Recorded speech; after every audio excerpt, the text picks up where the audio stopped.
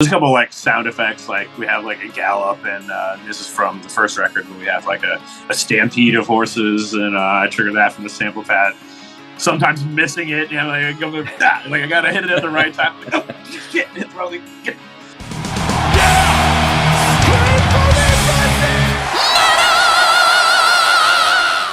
Hey everyone, welcome to the channel. My name is Belgian Jasper. If this is your first time in the channel, hit subscribe right now.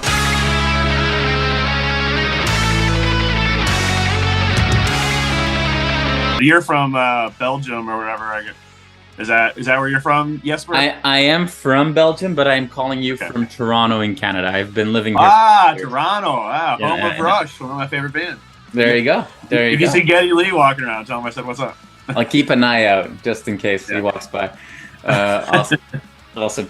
So Jesse, thank you so much for your time today. I really appreciate it. I usually talk to people before an album is released. Today we're talking about a week and a half after the album came out. That's always fun to have a different perspective as well. Reaction to the album has been pretty good. Let's be honest. So, and I know that, you know, going through these release cycles, there's a lot of work with that, a lot of stuff behind the scenes. Does that mean that you're just super tired right now? No, I mean, there's definitely, it's like the things we've had to do and the things that we like need to do to stay on it are, I guess, kind of winding down a little bit, but there's still a couple of loose ends to tie up, if you will, and a couple of things that we need to get done. So, it's definitely not super tired, you know, but it's like sometimes you're like, oh man, now what? You know, with like certain things, they're like you think like, oh, what have we forgotten now? Yeah, for sure. It's like it's like you want to make sure you turn in all your homework assignments on time. You know, Yeah. It's like a big group school project, you know, and you're like, things wind down. Like, okay, you got all the things? Okay, we got all this stuff. Okay, where are we at with the thing? Okay, we got that. Okay, let's get this in. Okay. Yeah, so awesome. Yeah, but you know, it's fun. It's fun. I mean, I wouldn't rather be doing anything else. So.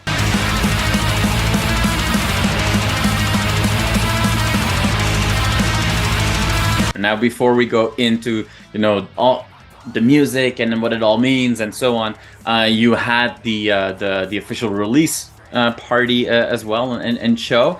So before we go into any of that, can you share a little bit more on how that went and the experience?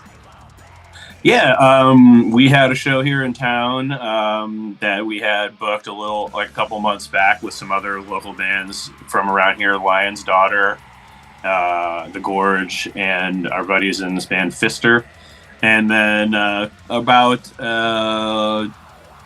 2-3 weeks before the show, we started to realize that we were going to have to move venues. So there was kind of a scramble of venue moving, which is funny because it's the exact same thing that happened last time for the first record when we played in town we came through on like a string of shows and had to move venue last second for that one too. But in both cases, it ended up for the better, where we ended up at a really cool place to play. In the case of the Sacred Rites show last weekend, we ended up at this place, Delmar Hall, which is like a pretty nice place where like local like double bass metal bands like never play, you know. So yeah. It was cool.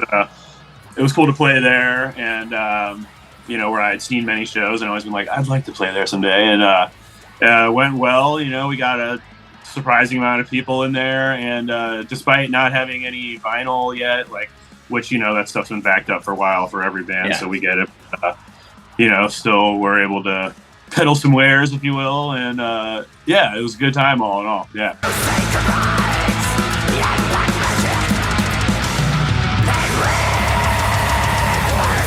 You know, this is still a younger band. It's not that you're new to the scene in any way, shape, or form. But all of a sudden, there is this momentum, and that obviously went, you know, hand in hand with you guys being picked up by Napalm and being supported by them.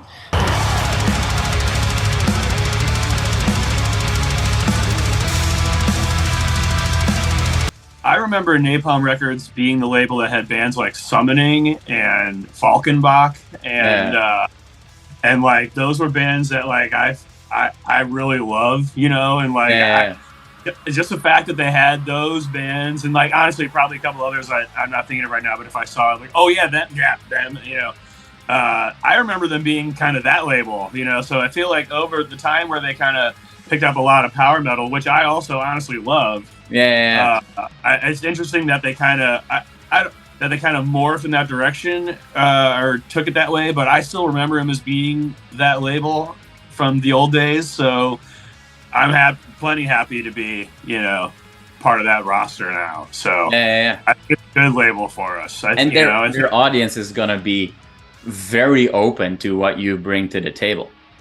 Yeah, it seems that way. They've definitely broadened. I mean, as you would expect, like to have the chance to have, you know, someone with their kind of following and their kind of pull and their reach, you know, it's amazing to have them put our stuff into the ear holes of people around the world, you know. And it's like, so couldn't ask for a better situation there, you know. And it's also not that you only like, you said you personally like power metal. I've seen you give other interviews where you talk about that. There is a clear power metal influence, but even before power metal, like there's a massive NWOBHM influence in your music as well. You know, when you look at Infernal Fulmination, when I heard it for the first time, I was like, there is such a Satan vibe in there with, you know, the way everything sounds. So it's clearly that you guys are passionate about that music.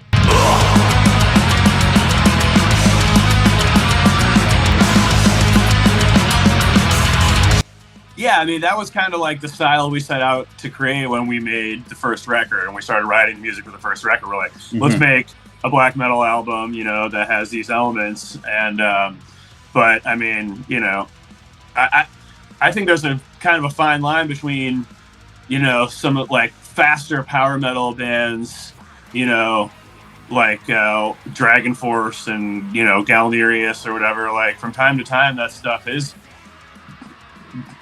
close to the, you know, epic or more epic like black metal expressions and stuff. Yeah. Like you can somehow meld that, you know. I mean, like, and again, that's not like the goal, but it just kind of happens sometimes. You're like, this sounds cool. Like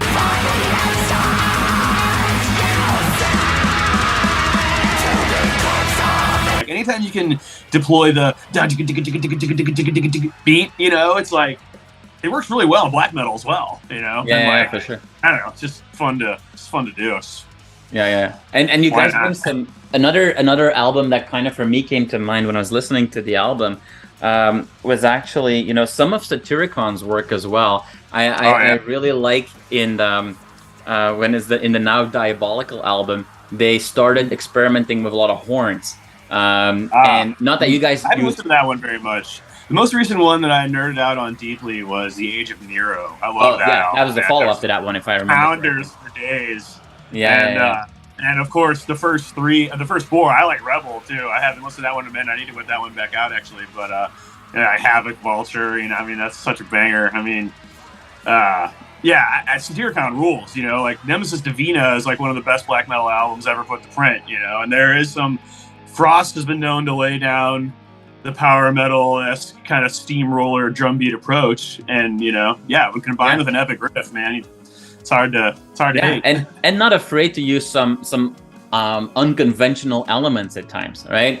Certainly. Like what I think is done really well in your album is there's a good amount of use of acoustic guitars, right? And not just as here's an acoustic intro to a song. It's part of the music, and it works so well. And what I like about your approach is that you've obviously been influenced by a lot of different elements, and you bring it all together. But somehow you've kept it as we see other black metal bands that take on a lot of different influences, and it quickly becomes more of a goth band than a black metal band. Just with some fantastic success at times. And I think about, you know, Karach Angren or Cradle of Filth who've done that. But that's not the way you took it. You've kept at the core this raw black metal vibe to it. Is that something that you as you're going through this creative process, is that something that you are taking steps back for and staying watchful for, or does that just happen? I think it just happens, like it just kind of, songs just kind of flow out of us, and like sometimes you have a roadmap and sometimes you don't, and I mean, just kind of whatever feels right, I don't know, it's very kind of typical answer, I guess, but I mean, we do want to make, black metal music is kind of what Stormruler plays, and I don't see that going anywhere anytime soon, but like, it's fun to bring in whatever you can from like other styles that you happen to like that are like adjacent to black metal, skill tree, if you will. So that's really all we try and do is like if we see a spot where you could work in something that has a different kind of feel, it's fun to do, as long as there's plenty of buzzsaw salt.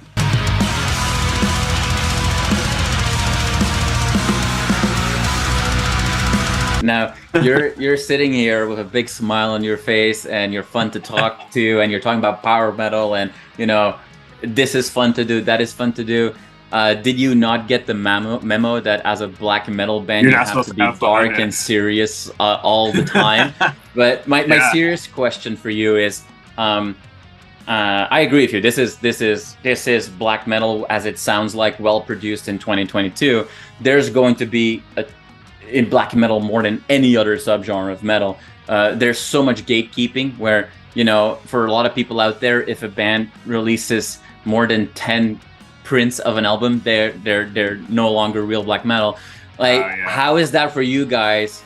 Because you're gonna get that reaction as well, especially with bands that get to the level of momentum and popularity so quickly with only their second release. I think a part of it may be that, like, to a degree, Jason and I probably do our own fair share of personal black metal gatekeeping, I mean, at this point, like, there's a lot of it around, there has been a lot of it, and like, it takes a while, it's been a while since, like, admittedly, like, I don't listen to all the new things, and I really don't even, truth be told, I don't pay much attention, at this point, and like haven't for a while. Like, so, I hear a band and, they got to have some things, and if they don't have those things, or I don't, and I can tell those things might not materialize after a song or two, then I have no problem with, like, and like, I'm sure plenty of people do that. I mean, it's like, we all do that. Metalheads are notoriously finicky, I would love to be the person who's like, I like it all. That'd be great, that'd be awesome. But just like, I guess I've been doing it for so long, I don't know. So like, when we write our music, we try to make sure that it's shit that keeps us excited, keeps us energized, and I guess if it works for us, then we feel confident that, it might make it through the most, stalwart of guardians, if you will, across the gates. This album, when you look at it, when you play it, it looks like a concept album. It feels like a concept album. It sounds like a concept album, but it's not really a concept album. It's not. But you are storytellers nonetheless, and there are themes that come back. So is that something that that you want to explore more, or do you stay away from that because you might find it limiting, what have you? But do you, like, I've read reviews or people commenting about, like, oh yeah, it's a great new concept album. It's like, yeah, it's not a concept album. Like, it weaves into each other like that. But how do you feel about that? Yeah, I mean, it's not a concept album, but I guess if you were to say thematically, yeah, the songs do tend to cover the similar topics as far as like dark fantasy and video games and books and stuff, and like, so I guess one could argue that that's a concept, but it's not like an overarching story per se. And like, I will say, my man Jasper, have you ever tried to write a concept album? It's hard to do. I mean, whether you look at it like musically or lyrically, like either way, you're like, okay, so we have the thing, we gotta have the backstory, and then there's a guy, and then is there a guy? Did he get betrayed? Yes. And then there's a bad guy. Okay, yeah. And then so they meet up. Okay, but what happens then? They have the sword, and then and then you got. It's hard to do. I'm currently another band I'm in, Oracle, power metal band that I'm in.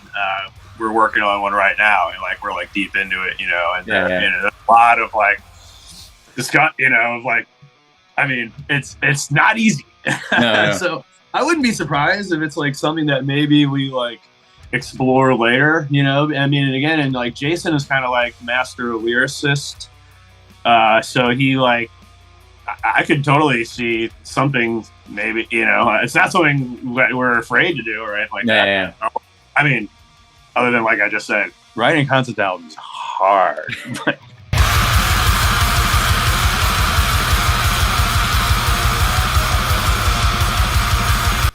For the band officially is 2 people. There's obviously it's very layered music. There's lots going on. You guys work with multiple different instruments, layers in the music, and so on. So when you guys play those shows, and as you're planning for more shows, like what is that for you as a nightmare to bring that sound to the stage? Like how does that process work for you? It's really not. It's not hard at all. I mean, we have people to play with us that we feel that the sound is more or less captured. I think Satyricon. yeah.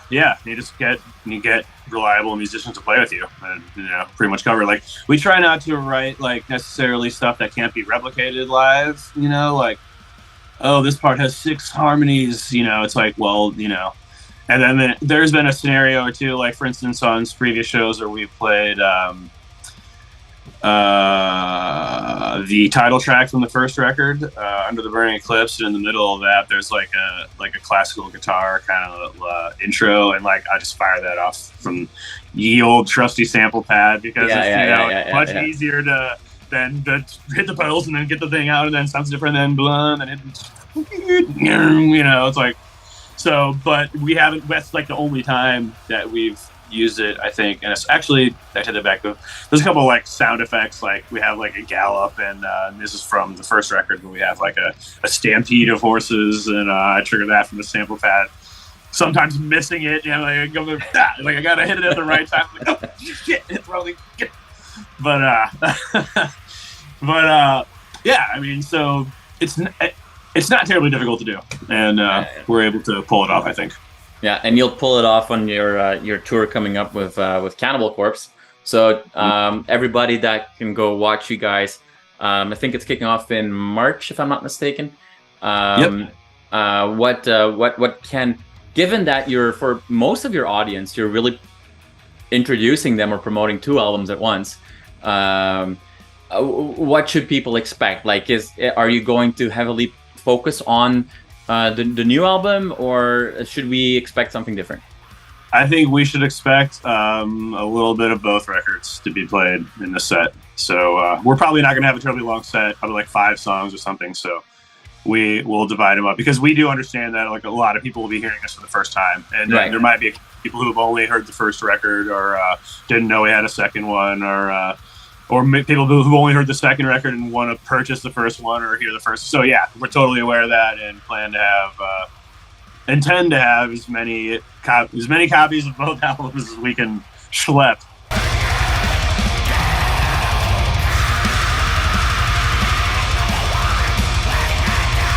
I can't wait to see some of those songs brought by a whole crew. And you know what? I'll just keep my fingers crossed for at the right moment to have 50 horses run across the stage. Yeah. Instead of a sound effect.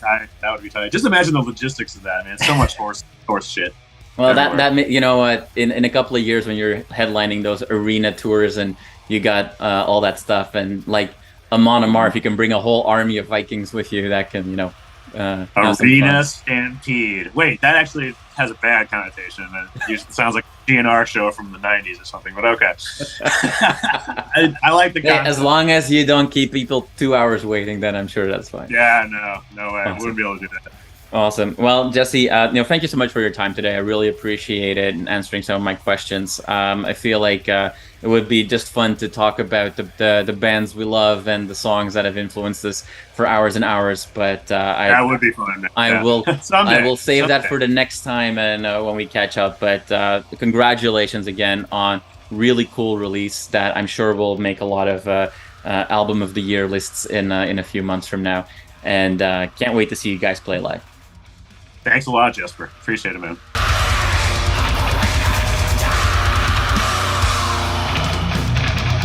You are awesome for watching this video. Click right here to see more content like it and subscribe to the channel.